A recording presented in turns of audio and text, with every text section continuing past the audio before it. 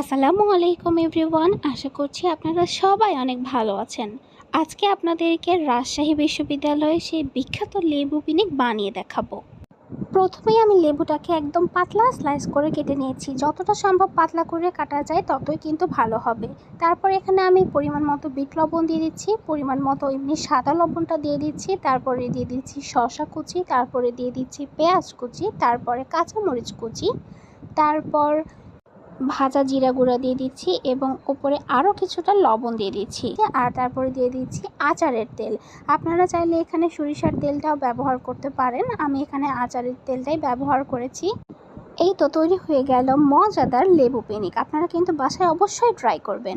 আজকের মতো বিদায় নিচ্ছি, সবাই ভালো থাকবেন। আর যারা ফেসবুক থেকে দেখছেন তারা কিন্তু অবশ্যই লাইক করে দেবেন পেজটাকে, এবং যারা ইউটিউব থেকে দেখছেন তারা অবশ্যই সাবস্ক্রাইব করবেন। আল্লাহ হাফেজ।